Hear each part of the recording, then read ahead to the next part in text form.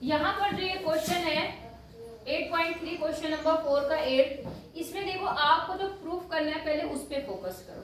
आपको क्या करना है, यहाँ पर देखो 7 tan स्क्वायर a और plus cot square a proof करना है। समझ रहे हैं आप लोग? तो आपको एक फॉर्मूला पता है किसका, tan का और किसके बीच में, cos के नहीं है, tan और sec के बीच में एक रिलेशन होता है, एक होता है cosec और sec के बीच में। इसीलिए हम यहाँ पर क्या काम करते हैं, इस cosec और sec को नहीं हटाते। मतलब मैं वैसे आपको बोलती हूँ कि क्वेश्चन को किसमें बदल दो, साइन और cos में, लेकिन आपको पता है कि वहाँ पर tan आ रहा है तो sec आपका और cosec आपका tan और cot में आते हैं फॉर्मूले में, इसलिए हम बिना उसके हमसे करने की कोशिश करते हैं। बात समझ में आ गई आपको? तो आप इसकी LHS लेंगे और LHS में आप क्या देखते हैं कि पहले का स्क्वायर है तो स्क्वायर खोल देते हैं, a प्लस b का होल स्क्वायर क्या बनेगा बताओ, प्लस 2ab, a स्क्वायर मतलब किसका, sine square a plus cosec square a और प्लस 2 sin और cos है ना, 2 sin a और cosec है। यहाँ तक समझ में आया नहीं आया? सेम ऐसे ही आप इसका होल स्क्वायर खोल दो, ठीक है, लिखेंगे नहीं पहले समझेंगे। यहाँ क्या बनेगा, cos square a plus 2 cos a sec। यहाँ तक आपको समझ में आ गया होगा कि नहीं आया? आ गया जी। अब जरा ध्यान दो, साइन स्क्वायर है कहीं और भी कुछ मिलता जुलता जी, और इसका मतलब क्या होता है, 1 होता है कि नहीं होता? साइन स्क्वायर है plus cos square is equal to 1। यहाँ एकदम से रट लो, ऐसे नहीं बिल्कुल सोचना पड़े। इतनी बात तो आपको समझ में आ गई होगी कि नहीं आई? अब पहले मैं क्या काम करती हूँ, पहले मैं इसको ऐसे लिख रही हूँ, थोड़ा चेंज करती हूँ बाद में ताकि आपको कंफ्यूजन ना हो। इसको ऐसे ही रखा। अब जरा इसके पास आ जाओ, साइन और कॉसिक में क्या संबंध होता है, साइन का उल्टा cos और होता है कि नहीं होता? तो इसका मतलब मैं cosec की जगह 1/sin लिख सकती हूँ और sin से sin क्या हो जाएगा, तो यहाँ पर क्या बचेगा, 2। नहीं समझे? प्लस यहाँ पर क्या है आपका sec स्क्वायर है, इसलिए तो चेंज हो गया ना, sec स्क्वायर है, और प्लस यहाँ पर भी क्या है, cos है और sec है, और cos और sec एक दूसरे के क्या होते हैं, उल्टा होता है, विपरीत। तो यहाँ पर भी कितना आया, 2। यहाँ तक समझ में आया? अब देखो जरा 1 2 2 मिलके कितना बन गया, 5।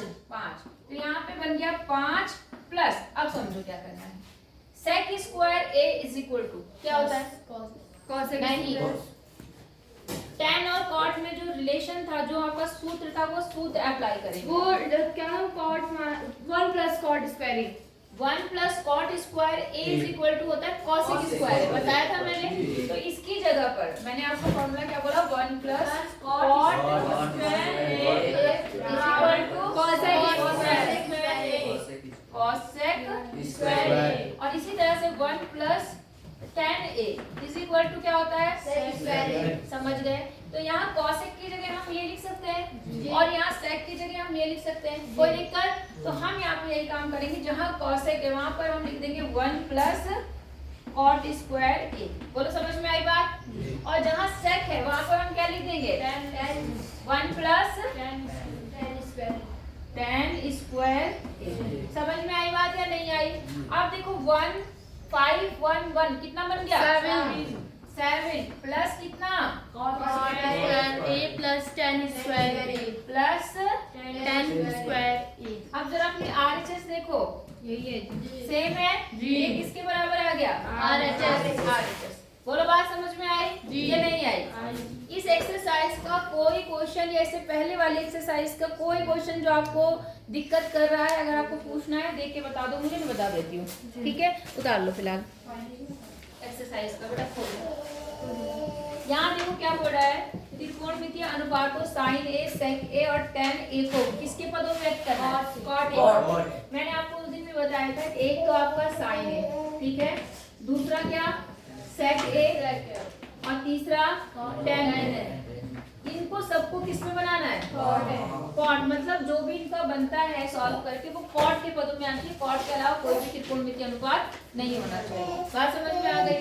अब देखो इसमें क्या है, सबसे पहले आप वो tan को ही देख लो, क्योंकि मैंने कहा था सबसे आसान 10 है। 10 किसका उल्टा होता है?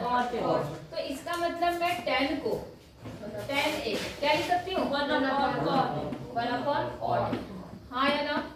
अब इसमें क्या है, 10 है जो है वो कॉट के पदों में आ गया। पहली बात समझ में आ गई। अब आते हैं हम दूसरे के पास। दूसरा क्या है? सेक है, सॉरी पहले के पास आते हैं। पहला क्या है? साइन। अब मेरी एक बात समझो, साइन ए है ना यहाँ पर, साइन ए को हम कैसे कन्वर्ट करेंगे इसको लाने के लिए? आपको पता है साइन का उल्टा क्या होता है? कॉसेक। और कॉसेक किस फॉर्मूले में आता है? सेकंड वाले में जी 1 + tan square a = cosec square a। यही होता है, गलत बोल रही हो। 1 + cot स्क्वायर a। कॉट होता है और कॉट को tan बनाना आसान है, तो हम वो फॉर्मूला लिखते हैं पहले। क्या फॉर्मूला होता है? 1 + cot square a = cosec square. इतना समझ में आया? अब चेंज करते हैं, ठीक है?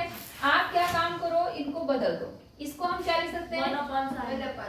साइन स्क्वायर है, कोई दिक्कत? इसको मैं क्या लिख सकती हूँ? हमें किसके पदों में लिखना है? 10 के, तो मैं इसको लिख सकती हूँ 1/10। अच्छा, कॉट के पदों में लिखना है? अच्छा सॉरी, मैंने ध्यान नहीं दिया। तो हमें कॉट के पदों में लिखना है, तो हम इसको ऐसे का ऐसे ही लिख देंगे। बोलो, बात समझ में आ गई आपको? अब आप क्या काम करो, इसके नीचे लगा दो 1, लगा सकते हैं, और इनको कर दो उल्टा। क्या कर दो? तो ये क्या बन जाएगा? 1/1 + cot स्क्वायर है, और ये क्या बन जाएगा? sec square a। sin square. Sec क्यों बनेगा?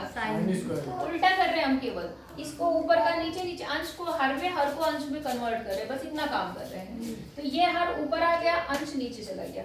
ऐसे ये हर ऊपर आ जाएगा, ये अंश नीचे। समझ गए? नहीं समझे? हाँ या ना? अब आपको 10 जो साइन है वो स्क्वायर नहीं चाहिए, तो साइन को इधर ही रहने दो, और स्क्वायर हटता है तो क्या होता है?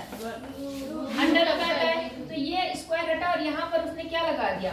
Under root. तो 1 + cot स्क्वायर ये आ गया। देखो साइन जो किसके पदों में व्यक्त हो गया? कॉट के पदों में। कॉट के पदों में चाहे वो अंडर रूट में आ रहा, चाहे वो प्लस में आ रहा, चाहे वो माइनस में आ रहा, चाहे वो डिवाइड में, मल्टीप्लाई, कैसे भी आ रहा, बस किसमें आना चाहिए? कॉट।